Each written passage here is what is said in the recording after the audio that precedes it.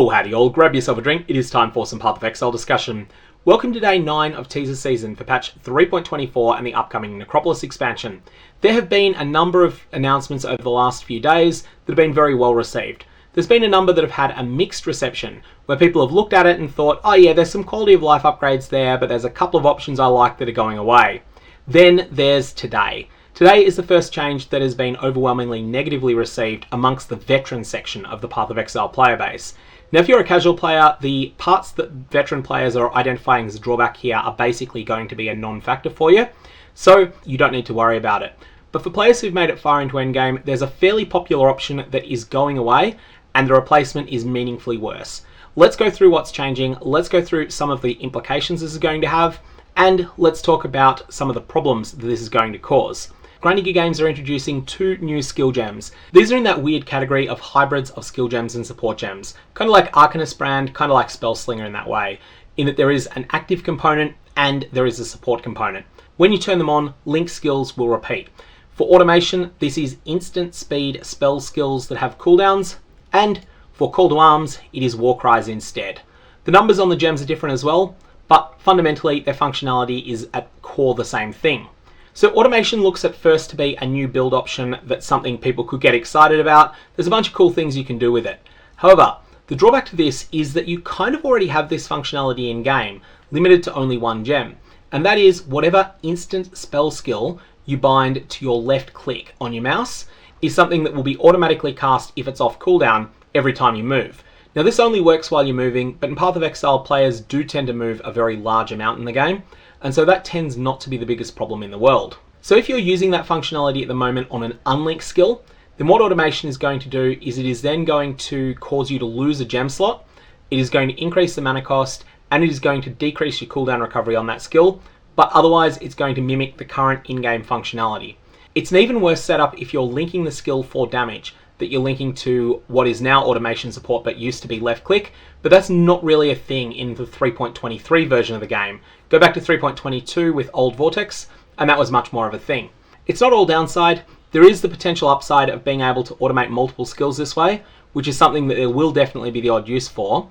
And it's also possible that in conjunction with Ashes of the Stars, which should increase the quality that is on automation as well as the gem level, because even though it is partly a support gem, it is also a skill gem, that is potentially going to be able to give you a whole bunch of cooldown reduction. So there are some cases in which it's useful, but in general, this is worse than the status quo for players. The other really messy things though are when you come to some of the unusual gems. So let's talk about Bone Armor. Bone Armor is something that comes out of the Necromancer Ascendancy. It is not a skill gem, it is not something that you can link to anything. What Bone Armor does is it functions as Steel Skin, except not only do you the caster get it, but so do all of your minions. They get it all at level 20, same as you get. This is a fairly powerful option to have as a left click skill on a Necromancer, and that option is going to be going away. It's worth pointing out that because the Bone Barrier node is pretty strong, it is used by 75% of minion-based Necromancers at very high level.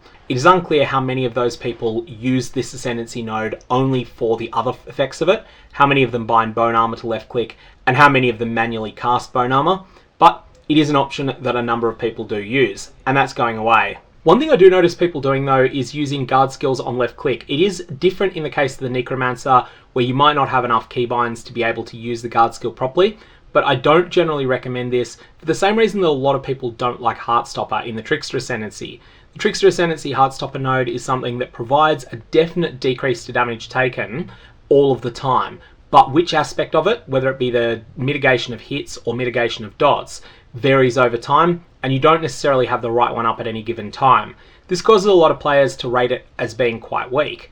On the flip side, left click Molten Shell doesn't have Heartstopper's edge, where Heartstopper at least is always mitigating damage. Maybe not the type of damage you're taking right then, but most of the most dangerous situations you get into in PathOfExile are when you're taking both types of damage at once. So Heartstopper pretty much always prevents some damage, whereas Molten Shell, when it's cast on left click, is something that's really good protecting you for hits about 40% of the time, and then the rest of the time it's not there at all. With that in mind, I don't think that many people should be using left click guard skills, but it is an option that is going away with this patch. Another messy case that comes up is on the balance of mine spell gems. So we're not talking about native mine gems here, things like Pyroclast mine. We're talking instead about high impact mine support and Blastchain mine support. the things that turn any spell that you want into a mine. Most people who play around with mines will tell you that Blastchain mine support is far stronger, but high impact mine is far more pleasant to use, and as a result, the overwhelming popularity at the moment is for high impact mine support. The main reason for this is that you can actually bind left click to be detonate mines, and that's something that works really well with high impact mine support, but is really counterposed to what Blastchain mine support is trying to do. Now, while you could simply link automation to detonate mines, it is actually beneficial on these builds, even the high impact mine support builds, to throw down a whole bunch of mines first, then only have them start detonating when you move, and you're going to lose that agency as well with this new setup. So all in all, this is a modest nerf to mine builds, which are not in a particularly strong spot at the moment, with the exception of ones that are based upon Hex Blast. But where I think this is going to really cause problems is that there are ways that players can circumvent this, and they can restore the 3.23 functionality. There are some shenanigans which I'll put a link to down in the description below, which involve using the numlock key and basically performing a chore every time that you go into a new zone. As long as you do this, then you'll have the 3.23 functionality instead of the 3.24 functionality. So this is just a new extra little chore that you're going to do every time you go into a new zone. And this is something that is within the PathOfExile terms of service. Then, of course, there's going to be people who are inspired by this change to start using cheat software again. I want to at this point bring up the case of the 3.13 era and the meta that developed around what was termed Flask Piano. People who didn't play then, Flasks were even stronger than they are now, and there was no automation in the game for Flasks. Instead, the best way to play your Flasks was simply to press 1, 2, 3, 4, 5 very often while you were mapping, and rely upon killing enough monsters that your Flasks would be available again the next time that you're going to press 1, 2, 3, 4, 5. That was the meta that developed around legitimate non-cheating players. Cheating players, on the other hand, would program macros that would press 1, 2, 3, 4, 5 for them. There are a whole bunch of different ways that this was done, but it was really apparent when someone was doing this because they would post something in global every now and again, and in the middle of a coherent sentence, there would be 1, 2, 3, 4, 5 would appear there, because they haven't noticed that their cheat software has just gone and typed those numbers for them. Now, of course, there were some people who typed 1, 2, 3, 4, 5 in chat just as a way to mock those people, so it's not like everyone that said that was definitely using cheat software, but it was really noticeable when the instilling orb was added to the game, the gap in power between people who were playing legitimately and the players who were cheating decreased. As a result, the number of people who were cheating visibly decreased, and you could see that if you watched any of the global chat channels. There'd just be a lot less 1, 2, 3, 4, 5ing that was going on. What these 3.24 changes are going to do is push in the opposite direction.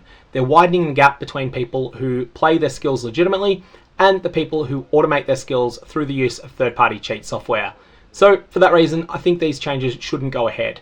If grinding gear games think they're necessary, then what they should do is put out a balanced manifesto explaining why it is necessary to nerf left-click automated skills, why it is necessary to go down in power and to go down in quality of life from that to the new automation setup.